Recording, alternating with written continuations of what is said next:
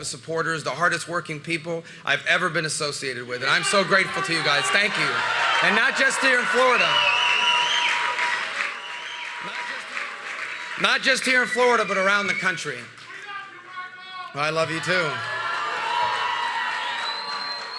I want you to know that you worked as hard, not just here, but all over the country. I want to talk to people in Iowa and in New Hampshire and in South Carolina and in the great state of Minnesota where I won, and in the territory of Puerto Rico and Washington, D.C. All over. We had a great team. We have a great team, and I'm so grateful for all the help that you guys have given us. I just want you to know there's nothing more you could have done.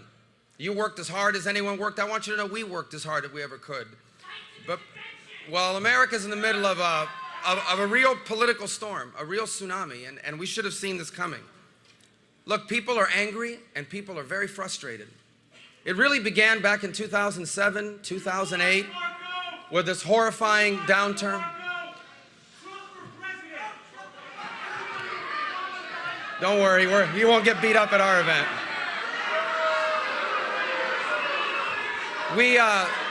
People are very frustrated about the direction of our country.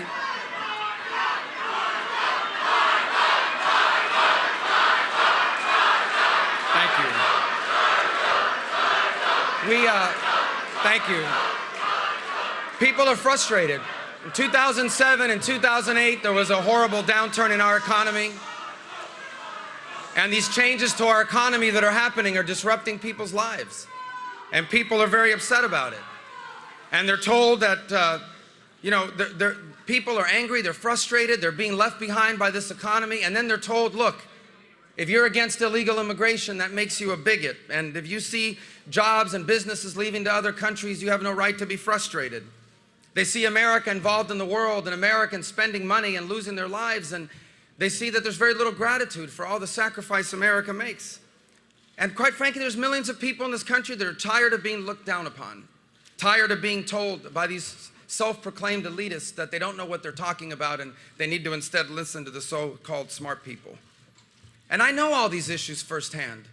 I've lived paycheck to paycheck. I grew up paycheck to paycheck. I know what it's like to have to figure out how to find the money to fix the air conditioner that broke last night. I know my parents struggled, and I know millions of people that are doing that. I know immigration in America is broken. No one understands this issue better than I do. My parents are immigrants. My grandparents were immigrants. Jeanette's parents were immigrants.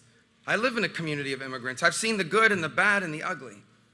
I've battled my whole life against the so-called elites, the people who think that, I needed to wait my turn or wait in line or it wasn't our chance or it wasn't our time. So I understand all of these frustrations. And yet when I decided to run for president, I decided to run a campaign that was realistic about all of these challenges, but also one that was optimistic about what lies ahead for our country. I know that we have a right to enforce our immigration laws, but we also have to have a realistic approach to fix it. I know that we are living through this extraordinary economic transformation that is really disruptive in people's lives. Machines are replacing them. Their pay is not enough. I know it's disruptive. But I also know this new economy has incredible opportunity. I know America can't solve all of the world's problems, but I also know that when America doesn't lead, it leaves behind a vacuum, and that vacuum leads to chaos. And most of all, I know firsthand that ours is a special nation, because where you come from here doesn't decide where you get to go. That's how a 44-year-old son of a bartender and a maid, that's how I decide that in fact I too can run for president of the United States of America. So, from a political standpoint, the easiest thing to have done in this campaign is to jump on all those anxieties I just talked about, to make people angrier, make people more frustrated. But I chose a different route, and I'm proud of that. Because that would have been, in a year like this, that would have been the easiest way to win. But that is not what's best for America. The politics of resentment against other people will not just leave us a fractured party, they're going to leave us a fractured nation. They're going to leave us as a nation where people literally hate each other because they have different political opinions. That we find ourselves at this point is not surprising, for the warning signs have been here for close to a decade. In 2010, the Tea Party wave carried me and others into office because not enough was happening, and that Tea Party wave gave Republicans a majority in the House. But nothing changed. In 2014, those same voters gave Republicans a majority in the Senate, and still nothing changed. And I blame some of that on the conservative movement, a movement that is supposed to be about our principles and our ideas, but I blame most of it on our political establishment. A political establishment that for far too long has looked down at conservatives as simple-minded people, looked down at conservatives as simply bomb throwers. A political establishment that for far too long has taken the votes of conservatives for granted.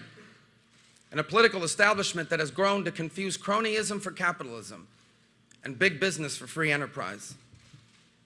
I endeavored over the last 11 months to bridge this divide within our party and within our country, because I know that after 8 years of Barack Obama, this nation needs a vibrant and growing conservative movement, and it needs a strong Republican Party to change the direction now of this country.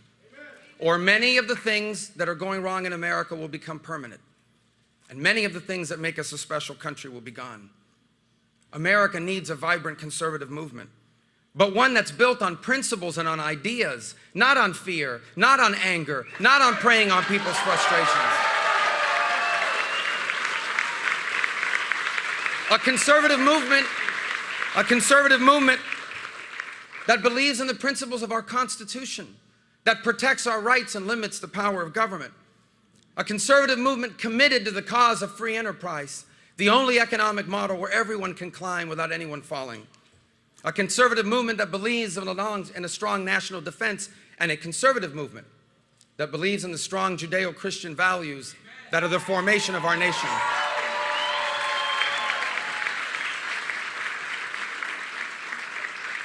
But we also need a new political establishment in our party. Not one that looks down on people that live outside of the District of Columbia. Not one that tells young people that they need to wait their turn and wait in line. And not one that's more interested in winning elections than it is in solving problems or standing by principles. And this is the campaign we've run. A campaign that is realistic about the challenges we face, but optimistic about the opportunities before us. A campaign that recognizes the difficulties we face, but also one that believes that we truly are on the verge of a new American century. And a campaign to be a president that would love all of the American people, even the ones that don't love you back.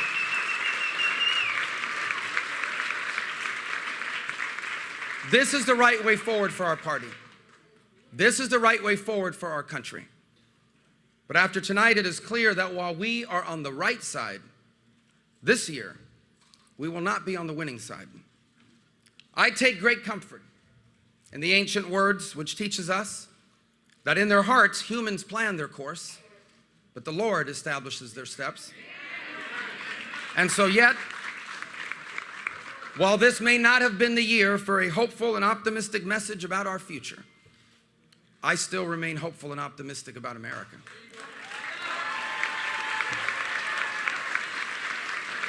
And how can I not? How can I not?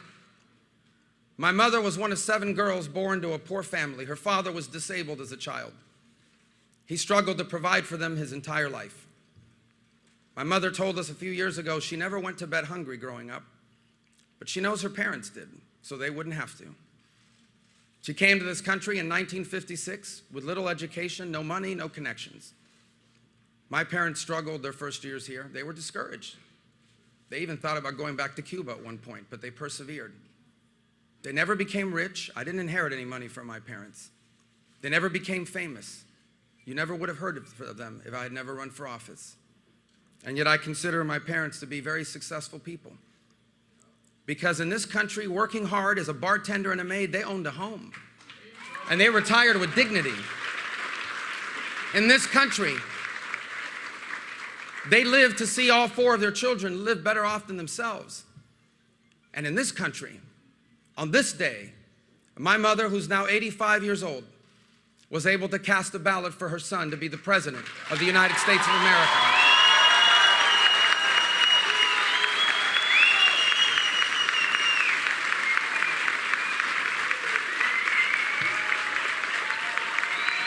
And so,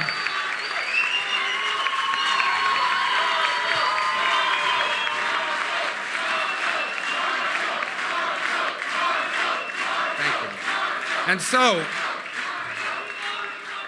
while it is not God's plan that I be president in 2016 or maybe ever, and while today my campaign is suspended, the fact that I've even come this far is evidence of how special America truly is. And all the reason more why we must do all we can to ensure that this nation remains a special place. I ask the American people, do not give in to the fear. Do not give in to the frustration.